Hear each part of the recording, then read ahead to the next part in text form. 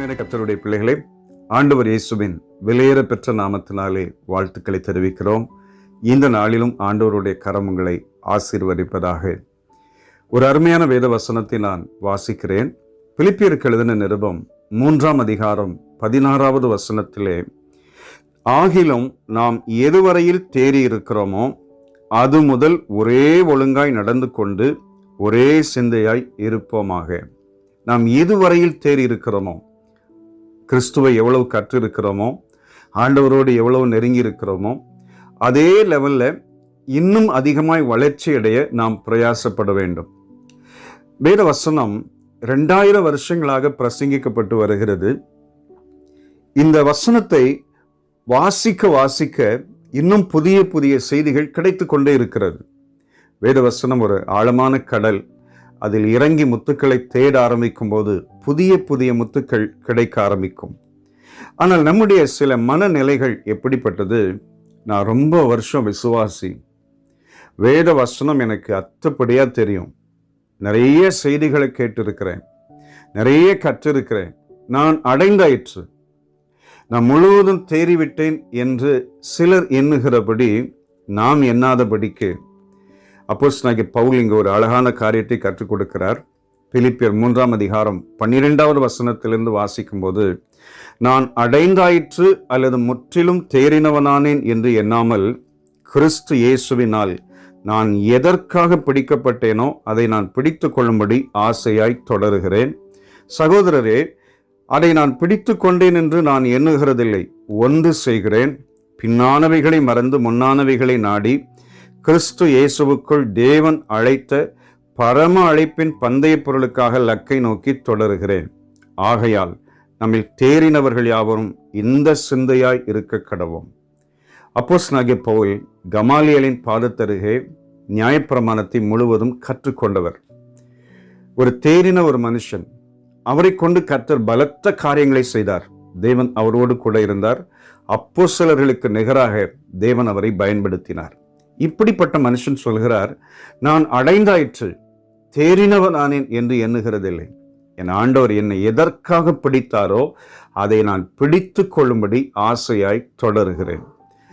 நமக்குள்ள ஒரு வாஞ்சை என்னவென்றால், நான் முழுசும் தேறிவிட்டேன், எல்லாம் எனக்கு தெரியும் என்கிற எண்ணம் வராதபடிக்கு நான் இன்னும் ஆவிக்குரிய வாழ்க்கையிலே வளர்ச்சி அடைய வேண்டும்.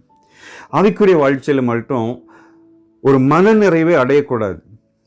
இன்னும் நான் கிறிஸ்துவை கற்றுக்கொள்ளணும், இன்னும் ஆண்டவர்கிட்ட நெருங்கணும், இன்னும் என் ஜெப வாழ்க்கை வேணும், இன்னும் எனக்கு அபிஷேகம் வேணும், இன்னும் நான் அவரை ஆராதிக்கணும், இன்னும் அவரை தொழுது கொள்ளணும், இன்னும் வேத வசனத்தின் ஆழத்துக்குள்ள நான் போய்கிட்டே இருக்கணும், இன்னும் அவருடைய செய்திகளை கேட்கணும், அவருடைய பிரசன்னத்தை உணரும். இது போதாது எனக்கு.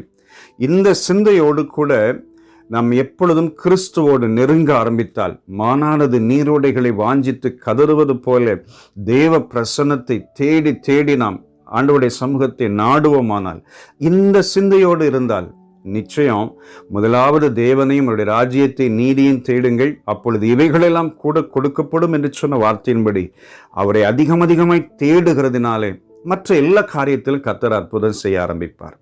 கர்த்தருடைய பிள்ளைகளே, இன்னைக்கு நம்முடைய வாழ்க்கையிலே அப்போஸ்தலனாகிய பவுல் ஒரு காரியத்தை கற்றுக் கொடுக்கிறார். இது போதும் என்கிற மனநிறைவு வேண்டாம். இன்னும் நீங்க வளர்ச்சி அடையணும். இந்த சிந்தையை மட்டும் உங்க சிந்தனையில கொண்டு வாங்க. நீங்க எதுவரைக்கும் தேறி இருக்கிறீங்களோ, எதுவரைக்கும் நீங்க ஆண்டவரை கற்றிருக்கிறீங்களோ, எதுவரைக்கும் உங்களுடைய ஜெப வாழ்க்கை இருக்கோ, எதுவரைக்கும் உங்க மேல இருக்க அபிஷேகம் இருக்கோ, அதே லெவல்ல இன்னும் வளர்ச்சி அடைய பிரயாசப்படுங்கள்.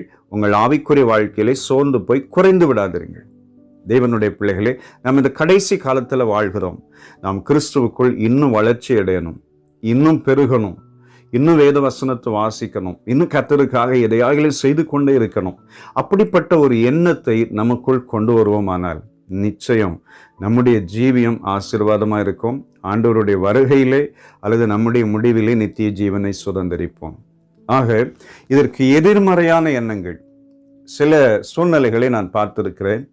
எல்லாம் எனக்கு தெரியும் பிரதர், நீங்க என்ன சொல்றது, எல்லாம் எனக்கு தெரியும், இப்படி சிலர் சொல்லுகிறது உண்டு. நாம் அப்படி சொல்லாதபடிக்கு நாம் இன்னும் கிறிஸ்துவை கற்றுக்கொள்வோம், இன்னும் ஆண்டவரை அறிந்து கொள்வோம், இன்னும் ஆண்டவரோடு நெருங்க ஆரம்பிப்போம். இந்த நாளை அதற்கு பிரயோஜனப்படுத்துவோம். ஒரே சிந்தையாய், ஒரே ஒழுங்காய் கிறிஸ்தவ ஜீவியத்திலே பரிசுத்த ஆவியானவரோடு கூட சேர்ந்து நடப்போம். கர்த்தர் இந்த நாட்களை நமக்கு ஆசீர்வதித்து தருவார். நாம் ஒன்று சேர்ந்து ஜெபிக்கலாமா? அருமை பிதாவே, இந்த நல்ல நாளுக்காய் ஸ்தோத்திரம். அப்போஸ்தலனாகிய பவுல் கற்றுக் கொடுத்தது போல ஒரே சிந்தையாய், ஒரே ஒழுங்காய் நடந்து கொண்டு எல்லாவற்றிலும் நாங்கள் கர்த்தரோடு கூட நெருங்கி ஜீவிப்பதற்கு, ஆவிக்குரிய வாழ்க்கையில வளர்ச்சி அடைவதற்கு எங்கள் இருதயம் பிரயாசப்பட உதவி செய்யுங்க. முதலாவது தேவனையும் உடைய ராஜ்யத்தையும் எங்கள் இருதயம் தேடிக்கொண்டே இருக்கட்டும். உம்முடைய அபிஷேகத்திலே, ஜெப வாழ்க்கையிலே, உம்மோடு நெருங்குவதிலே வளர்ச்சி அடைய உதவி செய்யுங்க. அப்படிப்பட்ட நினைவுகள் எங்கள் உள்ளத்திலே, சிந்தனையிலே இருக்கட்டும் அப்பா. இயேசு இரட்சகர் நாமத்தில் வேண்டிக் கொள்கிறோம் பிதாவே. ஆமென், ஆமென். God bless you. Amen.